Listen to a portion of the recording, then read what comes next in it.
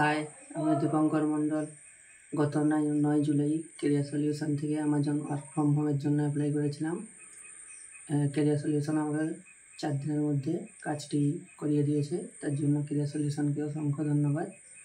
Career solution একদম genuine authentic কাজ করায়।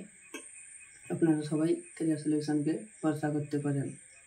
Thanks to career solution. এতক্ষণ শুনলেন দীপঙ্কর মণ্ডলের প্রতিক্রিয়া।